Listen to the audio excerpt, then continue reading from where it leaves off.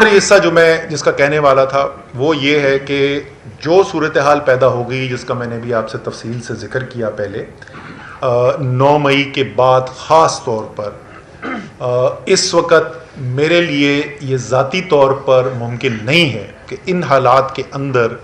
قیادت کی جو ذمہ داریاں ہوتی ہیں وہ میں نبھا سکوں، وہ میرے لیے ممکن نہیں ہے. اس لیے میں سیکرٹری جنرل تحریک انصاف کی جو ذمہ داری ہے اور کور کمیٹی کی ممبرشپ اس سے میں مستعفی ہوں گا. جو میرے خیالات ہیں،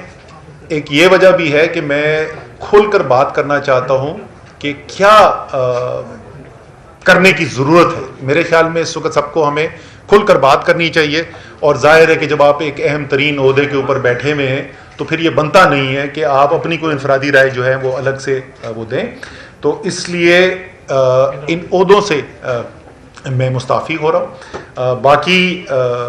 17 مہینے گزرے ہیں، میں سیکرٹری جنرل کی ذمہ داری میں نے نبھائی ہے، جس میں 13 مہینے سے زیادہ جو ہے وہ شاید تحریک انصاف کا مشکل ترین وقت تھا. اور میں دل سے شکریہ ادا کرنا چاہتا ہوں اور خراج تحسین پیش کرنا چاہتا ہوں تحریک انصاف کے ورکرز کو، لیڈرز کو، ٹکٹ ہولڈرز کو. جس طریقے سے میں نے ان کو محنت کرتے دیکھا ہے، جس دلیری سے، جس حب الوطنی سے میں نے ان کو کام کرتے دیکھا ہے، میں بحیثیت جو میری ذمہ داری تھی سیکرٹری جنرل، میں ان سب کا، جیسے میں نے کہا، میں دل سے شکریہ بھی ادا کرنا چاہتا ہوں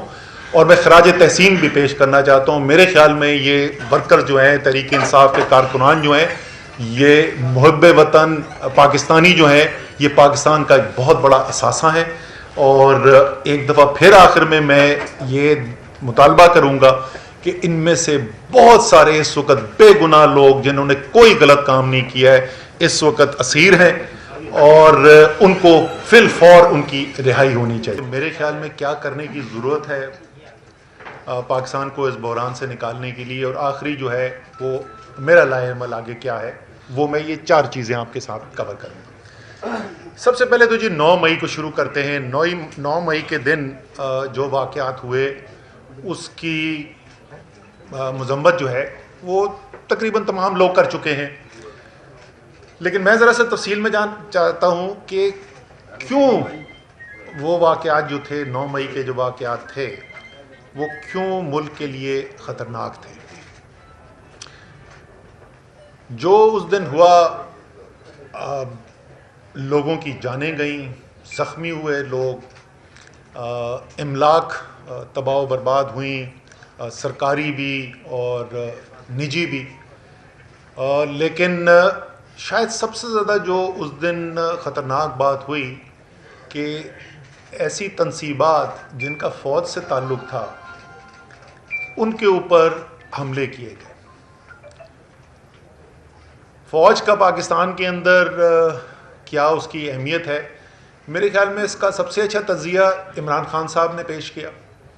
اور خان صاحب نے جیسے، اور ایک دفعہ نہیں ایک سے زیادہ دفعہ وہ کہہ چکے ہیں یہ بات، کہ مسلم ممالک کی طرف اگر آپ نظر دوڑائیں پچھلے 15-20 سال کے اندر تو آپ دیکھیں گے کہ کس طریقے سے تباہی دیکھی گئی ہے مسلم دنیا کے اندر. اور خان صاحب نے ایک سے زیادہ دفعہ کہا ہے کہ اگر وہ نہ پاکستان میں ایک ڈسپلنڈ اور طاقتور فوج ہوتی تو شاید ہمیں بھی ویسے ہی حالات دیکھنے کو ملتے جیسے شام کے نظر آئے، جیسے عراق کے نظر آئے. اسی کے ساتھ ساتھ خان صاحب نے یہ بھی کہا کہ مجھ سے زیادہ پاکستان کو میرے فوج کی ضرورت ہے. بحیثیت وزیر اعظم کہا تھا یہی کنونشن سینٹر میں. تو ایک خاص فوج کی اہمیت ہے پاکستان کے اندر، اور ظاہر ہے فوج کی طاقت جو ہے صرف اس کی بندوقوں سے نہیں ہوتی. فوج کی طاقت جو ہے وہ جب قوم پیچھے کھڑی ہوتی ہے تو فوج کی طاقت بنتی ہے. اور اس دن جو مناظر دیکھنے کو ملے وہ نہ صرف قابل مذمت ہے بٹ ایک بہت بڑا لمحہ فکریہ ہے پاکستان کے لیے کہ کیوں ایسی صورتحال پیدا ہوئی. اور ظاہر ہے اس سے جو پیغام گیا ملک کے باہر وہ بھی انتہائی تشویشناک پیغام ہے. تو پہلے بھی اس کی بات کی جا چکی ہے. میرے خیال میں ایک شفاف تحقیقات ہونی چاہیے جس کے اوپر قوم کو اعتماد بھی ہو کہ جو تحقیقات کی جا رہی ہیں واقعی میں جو ذمہ داران ہیں جو ملوث تھے اس کے اندر ان کے اوپر بھرپور طریقے سے ایکشن ہونا چاہیے، لیکن ساتھ ساتھ یہ بھی ہونا چاہیے کہ جو بے گناہ ہیں، کیونکہ اس وقت ہزاروں لوگ جو ہیں وہ جتنی میرے پاس نالج ہے، میں تو جیسے میں نے کہا میں 15 دن کی قید تنہائی سے آ رہا ہوں، لیکن جو میں نے سنا ہے اس وقت ہزاروں کارکن جو ہیں وہ لوگ زیر حراست ہیں، اور ظاہر ہے ان میں سے ایک بہت بڑی تعداد ایسے لوگوں کی ہے، شاید تقریباً تمام لوگ ایسے ہوں گے، بہت کم ایسے ہوں گے جو ملوث ہوں، اور زیادہ تر ایسے لوگ ہیں جو بے گناہ ہیں، تو ان کو چھوڑنا بھی جو ہے، اور جلد سے جلد چھوڑنا جو ہے وہ بہت ضروری ہے۔ لیکن یہ تحقیقات ہونا، جو ملوث تھا اس کو سزا دینا، یہ انتہائی ضروری ہے۔ میرے لیے ذاتی طور پہ اس لیے بھی وہ اس دن کے مناظر ذرا زیادہ کیا کہنا چاہیے تشویشناک تھے، یا دل کو میرے زیادہ لگے، کیونکہ یہ میں پہلے بھی بات کر چکا ہوں۔ آپ مجھ سے آج کوئی ایسی بات نہیں سنیں گے جو آپ پہلے نہیں سن چکے ہیں، سوائے میرے خیال میں آخر میں تھوڑی سی میں بات کروں گا، باقی میرا تجزیہ جو ہے وہ کوئی بھی ایسی چیز نہیں ہے جو آپ پہلے نہیں سن چکے۔ مجھے یاد ہے میں نے 2017 میں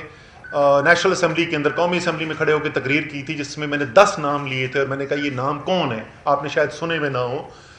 اور وہ 10 لوگوں کے نام تھے، 10 شہیدوں کے نام تھے جو اس سے پچھلے چند ہفتوں کے اندر شہید ہوئے تھے،